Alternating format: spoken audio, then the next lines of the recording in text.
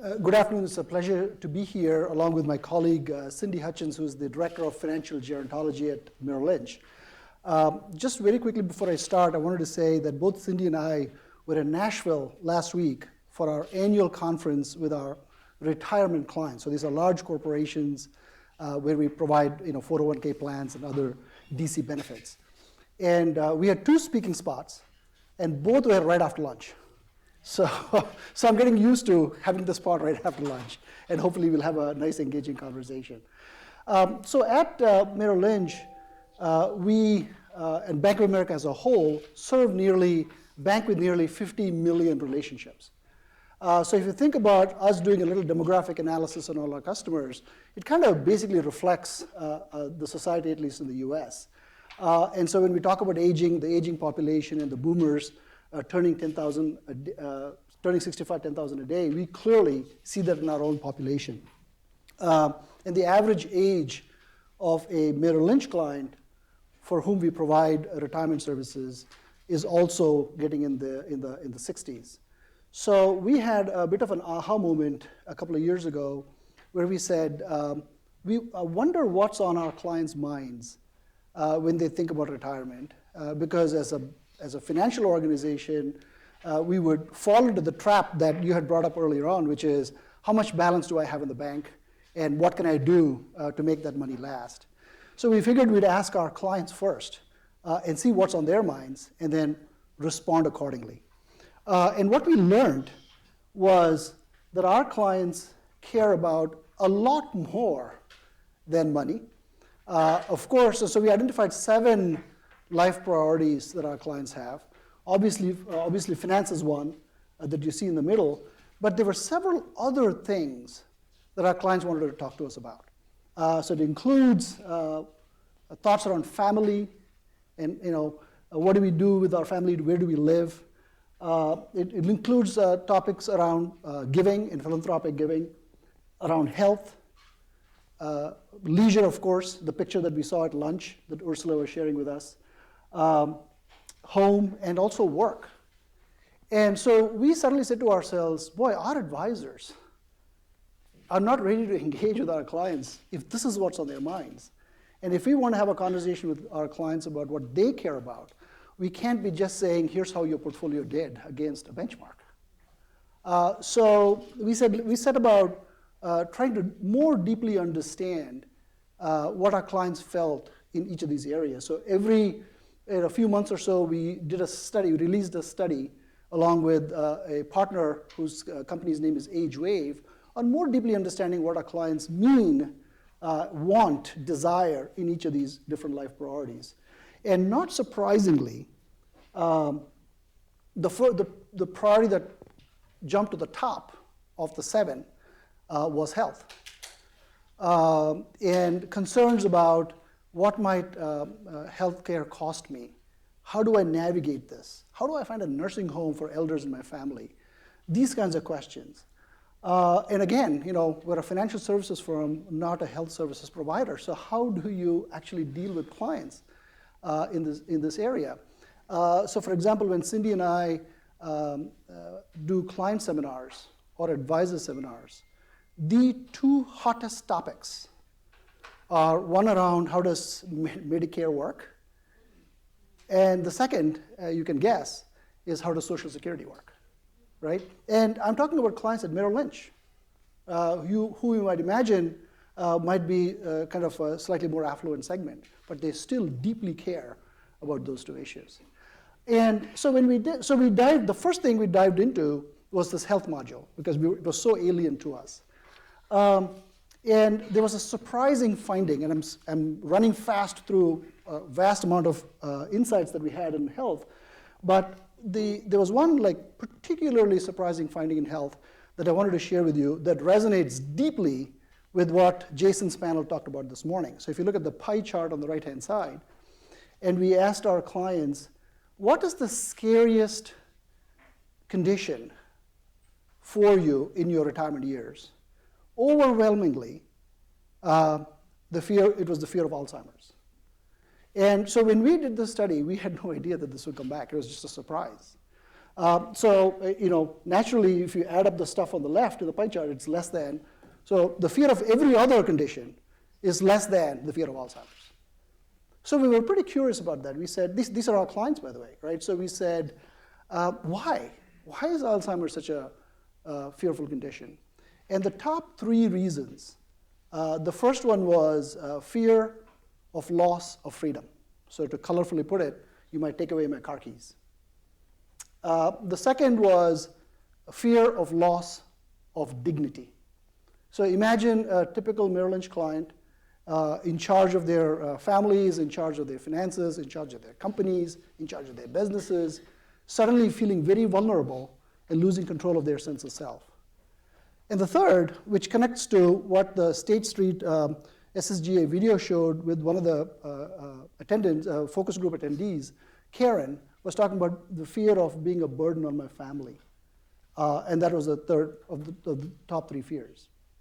And the wake-up moment for us was, boy, how are we going to help our advisors navigate this conversation with clients if they have these fears and who have had a relationship with clients for decades, talking about portfolios and portfolio construction? How are they going to deal with this very sensitive issue?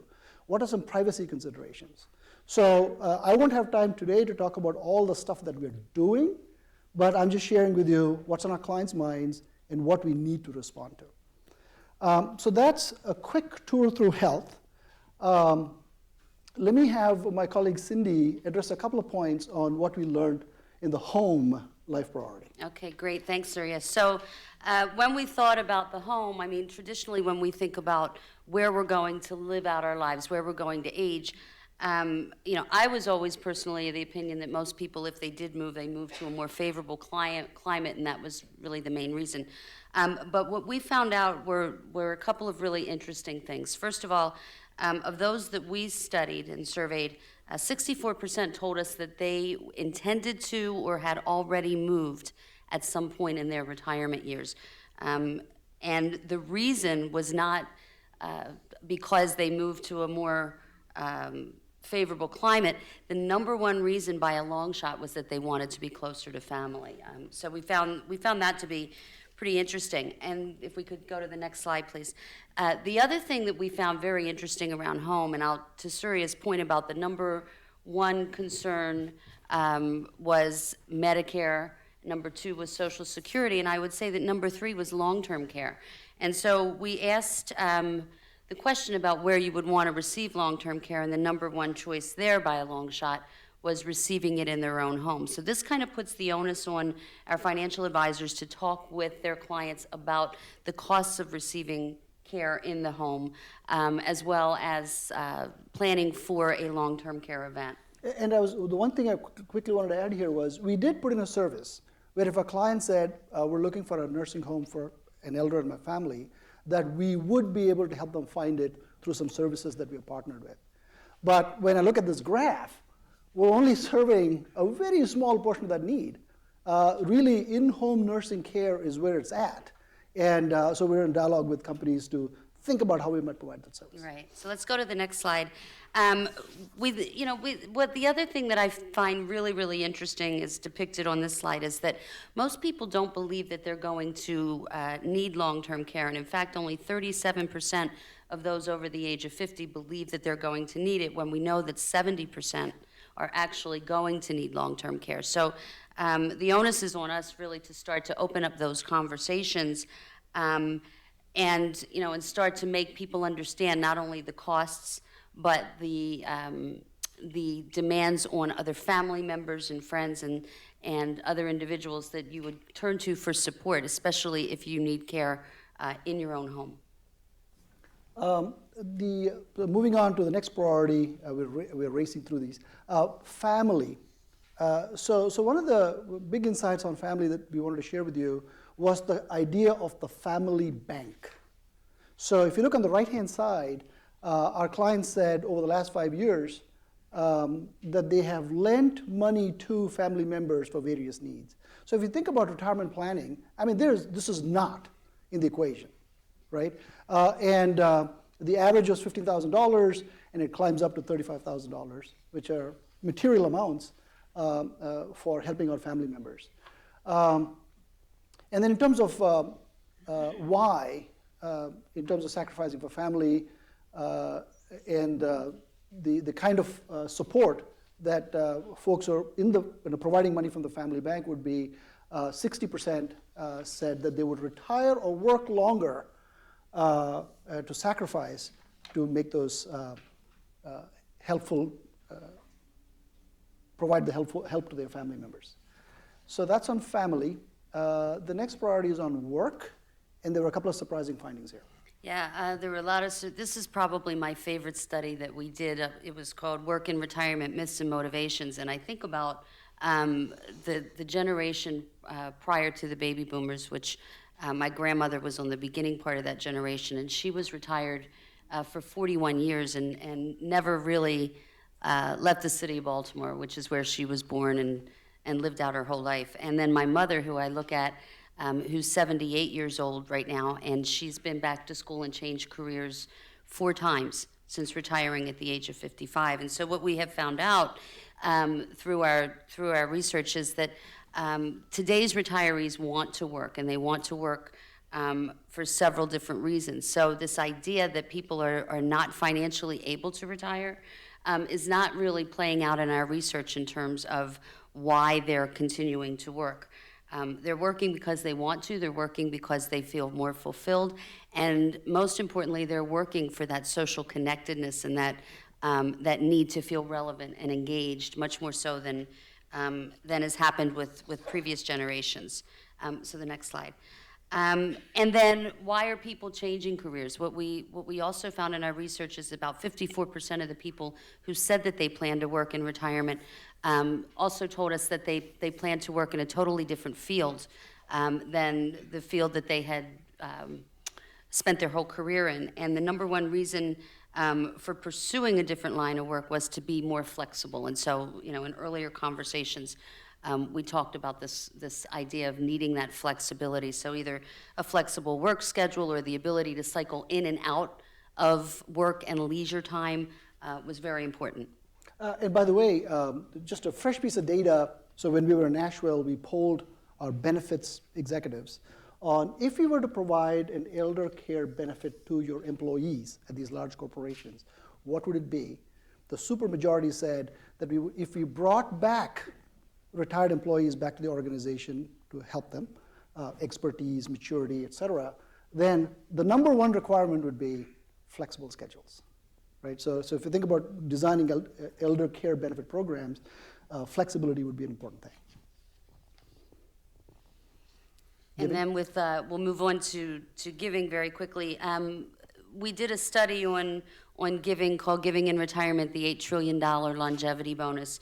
And what we found in terms of median net worth as well as discretionary time is that those two categories rise as we get older. So we have higher median net worth among the 65 plus age group, and we have higher discretionary time by age group. And what was interesting about that was that we also found out that family and individual giving is about as high, that is the category of giving that is higher than any other. So families and individuals are giving more in terms of money than foundations and corporations, which is was kind of an unexpected thing to find out. But the other thing that we found out is that 65 plus age group is much more likely to be open to volunteerism. We found that they, on average, now some volunteer not at all, some volunteer a lot of hours, but the average 65-year-plus person volunteers about 1 hour a week, and they watch about 49 hours of television a week. So we were saying $8 trillion in a longevity bonus, but if we could get them to spend 1 more hour volunteering and 1 less hour of television time, that could go from 8 trillion to 12 trillion, which we found to be very interesting. And Cindy, we need to wrap because we just have a minute. So I'm going to just go back to this earlier page and just make a couple of summary points. Yep. So we've done most of these studies. Leisure is the latest one that's coming out next week, and then we held finance for last. And all these studies are available. So not only have we summarized them in the paper, but we can actually share the full studies with you. And I'll close with two things that we have done to respond to what we've learned here. The first is we hired Cindy, who's our full-time financial gerontologist, in great demand at the firm. And the second is in collaboration with the University of Southern California Leonard Davis School of Gerontology, we have rolled out a gerontology certification for our financial advisors. And it's an eight-module program. First is introduction, 7 life priorities, and there's a specific module on Alzheimer's, which we're pretty proud of, and we're working to improve it. And we've done a lot more, but it's an exciting journey. So you can imagine, as a financial services firm, this is very uncomfortable space. We're used to talking about bank balances and how do you compare against S&P, but I felt pretty centered when I heard Jason's panel this morning saying that we are in the right zone and doing the right things. So thank you very much.